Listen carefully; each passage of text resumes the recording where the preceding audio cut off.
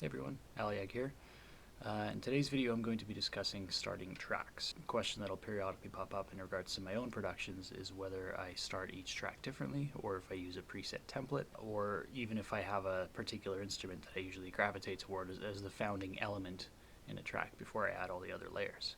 In my case, it's very much the former, although there are tremendous benefits to having your own template where you might already have a bunch of instruments laid out, or some elements might already be pre-mixed that would then enable you to just jump in and start writing right away. I usually prefer just to start with a blank slate. And for me, the effects of this are twofold. For one, there's kind of a mysterious magic to just staring at laying out a blank canvas and not having any clue as to what idea might initially spark the production, or where it might go, how that idea might snowball, and ultimately what the finished product would be. I guess the flip side of that is that can be fiercely intimidating, because something creative paralysis, and because of this has become an integral part of my own personal discipline to try to overcome writer's block, because by repeatedly challenging myself to shape something out of absolutely nothing, it's become easier through practice to not only start but also commit to finishing tracks, which is something that a lot of us creatives are notoriously struggling with.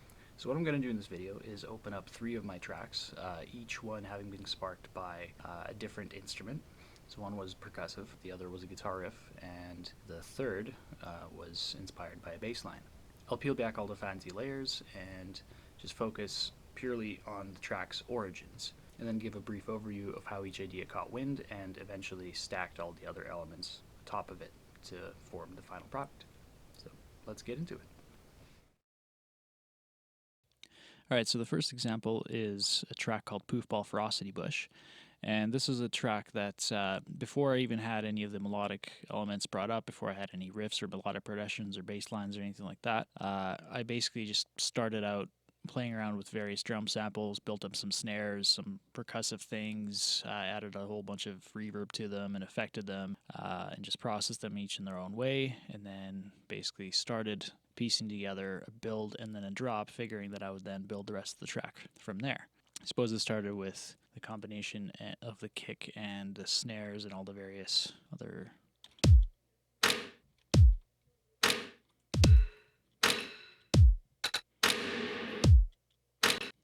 And then later I added the Steven Slate drums, acoustic drum samples, which I always like whenever I try to add kind of an organic sort of feel to the overheads. I'll usually just program everything in MIDI by hand, which I've always historically done. Even though I now own a couple controllers like the Launchpad and the Machine, which do help simplify and sort of speed up the process quite a bit in some regards. A lot of the times I still prefer to do everything just out of habit, just by hand here. So all these notes I actually wrote in just by way of the old clicky mouse, and wrote in all the velocities and everything like that. And it's kind of tedious, but I've gotten quite methodical over the years. It's just my kind of preferred method. And honestly, doing little sort of repetitive tasks like that, I find them to be a kind of meditation in a way. Up here, you'll see that I use, this is the sidechain trigger basically. It's synced up to the kick and the snares, and I'll actually manually click and alt drag that across the timeline to match up with every single hit. But yeah, so basically started out with the drop, or rather the build, and then into the drop, and then added everything else over top. So here's what that sounds like.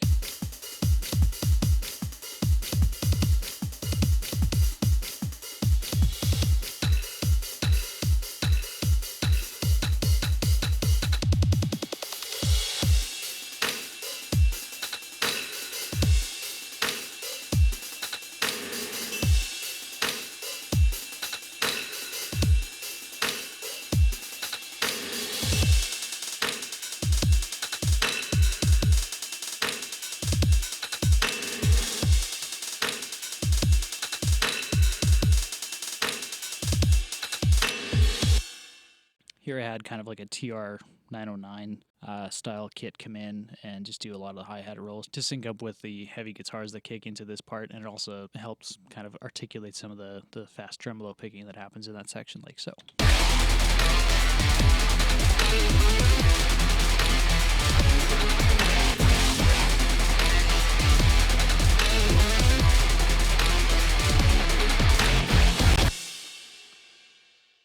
I think while I was messing around on the guitar, I came up, I found this kind of exotic sounding, I think it's a Phrygian scale or something like that. I don't even honestly remember by this point.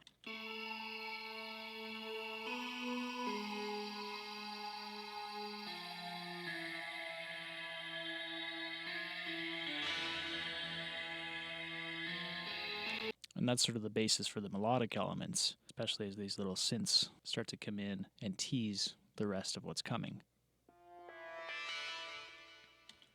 Because they have a pretty prominent spot in the drop as well.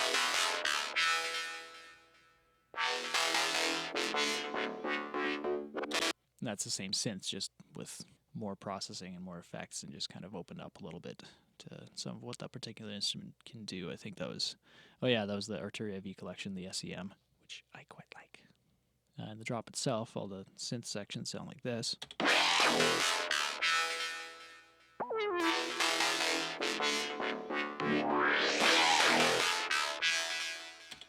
That growl is a serum patch that I pieced together. There's also all the various little resampled effects and whatever. I can't even remember at this point where I got them all from, but it would have been a combination of just finding different either presets that I liked in various synths, or just making patches together just from scratch and whatever synths I have on hand. This section sounds like this.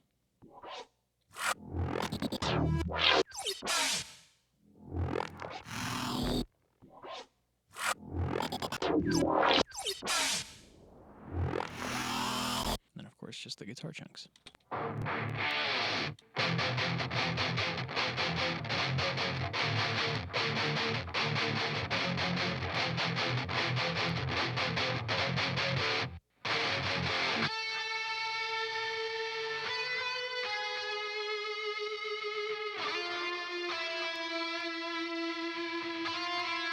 See the reverb sound is increasing there. It could sound more ethereal.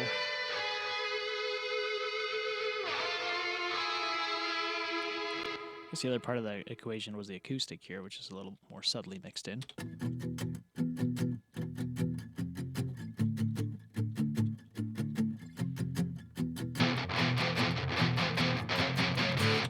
Some additional sort of hand percussion, which I usually sample this stuff, but just for funsies, I decided to rent a cajon, and it was kind of a cool looking whiskey barrel cajon. There's a picture of it on my Instagram somewhere.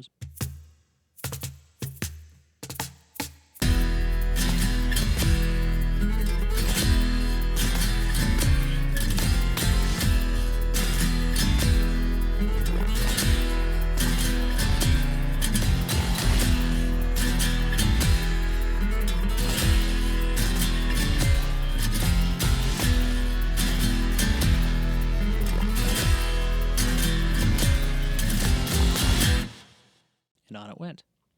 So that's Poofball Ferocity Bush in a nutshell. I mean, obviously, I'm not going to go through the entire 6.5 minute long thing because it does evolve quite a bit over time. But basically, it's an example of a track that started out with just some drum sample tinkerings and working around with various fades and micro edits, and then eventually evolved into this monstrosity.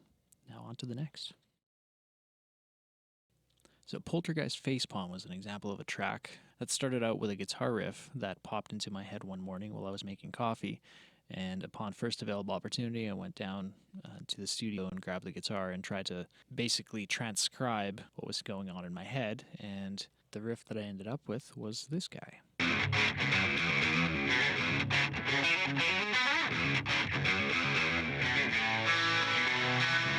And so what I'll usually do is whenever I have a guitar riff like that kind of mapped out on the guitar is I'll go in and I'll transcribe that riff into MIDI, because then it kind of works as a sort of idea sketch. Even if I don't record the guitar right away, which I usually don't, I usually save it until much later in the process. But it enables me to at least not forget it. So here's the riff mapped out in MIDI on kind of a fuzzy lead synth.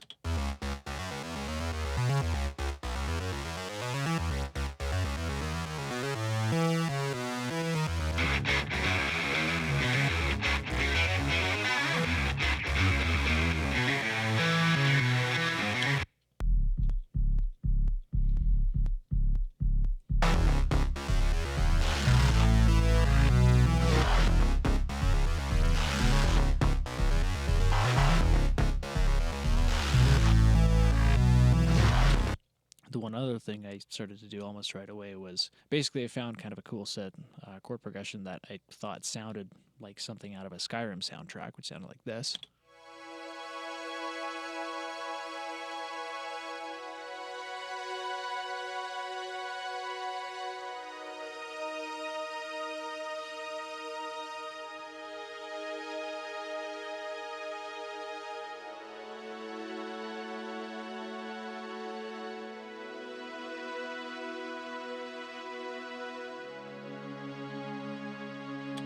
which for those of you that have heard the track in its entirety, you're already kind of aware that that's the outro that it fades out into, and there's like a vinyl crackle over top for, extra effect and whatnot. But basically, I really like those chords, but because they were kind of slow and swelly, in order to make them fit into the rest of the track, the sort of the upbeat electro housey sort of tempo, I had to basically double time them and put them in the verses with that classic pumping effect that we all know and love.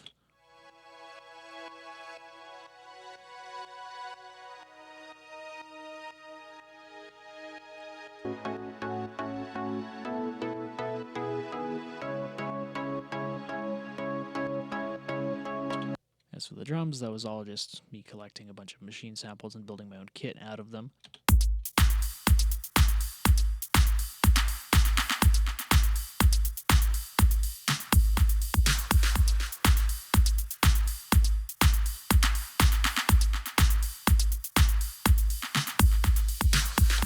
Then there was also some other sort of more atmospheric guitar parts that I recorded in that kind of like dark, swelly build up before the guitar solo that happens.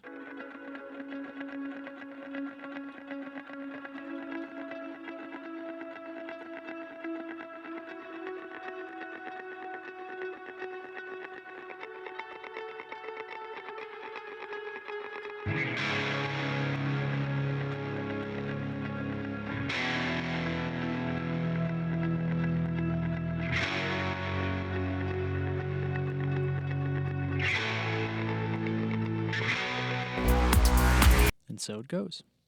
So yeah, that was an example of a track that started out with a riff in my head, transcribed to a guitar, transcribed it into MIDI, and then everything else layered on top of it from there. So the third and final example in this particular video will be a track called Viable Pouncing Prospect, which is easily one of my all-time favorites that I've ever composed. I just love the way that it kind of slowly swells and evolves and just eventually kind of explodes into this heavy, guitar-driven, drum and bassy, epic solo-y section thing. But the original idea had started with just single looped bass riff. At the time, I just recently picked up Arteria's Pigment synth, and that thing is just so chock full of awesome presets and sounds and everything. And over time, even just playing the same riff, you would just tweak the controls and just listen to the sound evolve quite drastically sometimes, depending on the patch. This is just one of those rare tracks where only a single bass track formed the entire basis of it. Because usually I'll stack like subs and all these various sort of mid basses and all these distorty things, and different sections will be played by different instruments, but this is just one thing playing the entire track basically. And so the original idea was just this.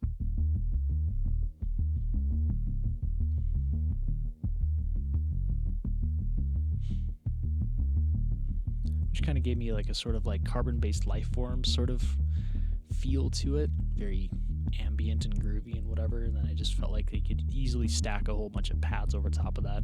And eventually, as it got a little busier, as more elements came in, it got a little more like there's more movement that got introduced to it with various filters and other things, reverb sends and stuff.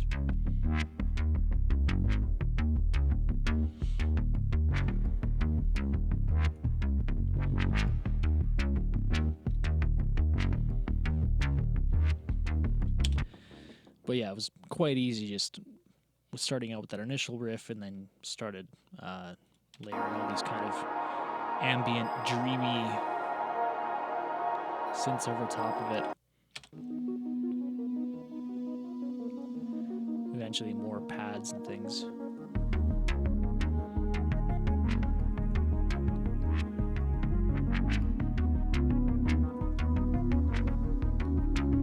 Obvious noise risers and such.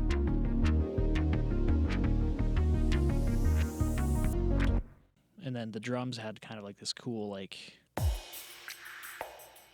breathing kind of effect to them. The old sidechain trigger up top, there's the kick, snare. Pads are so in. More Steven Slate drums and like to do all that, the organic sounding rides and all that stuff. This is like a reverse snare track or whatever. Snaps and cavernous claps and all that stuff. There's more and more guitar layers and stuff that came in too.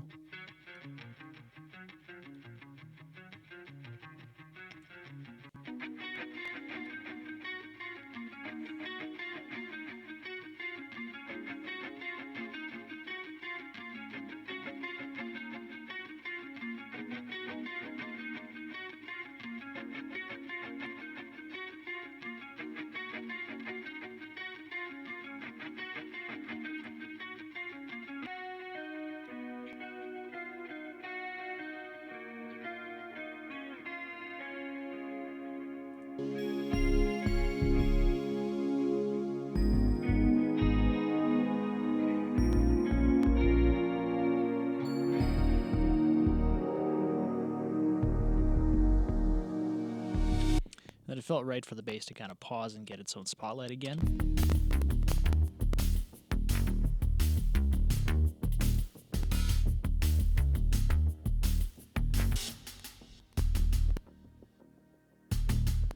Just like this kind of like tension building and building and building and all that.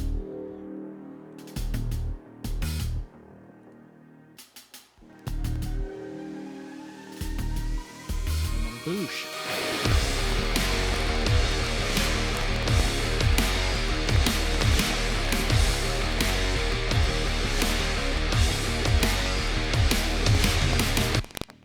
Just kept getting heavier with more and more guitar layers kind of happening, and then by the end of it, it was...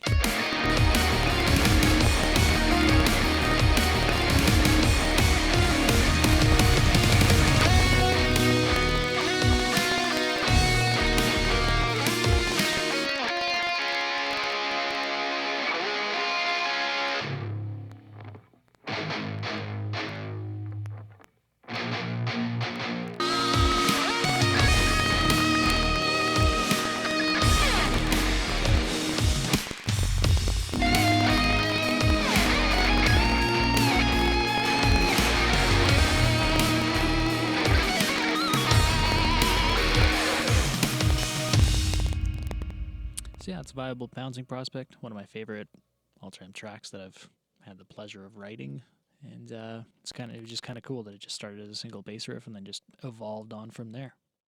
Cool. I hope you guys found that interesting. As per always, if you have any questions, feel free to ask, and I will gladly respond. And we'll see you next time.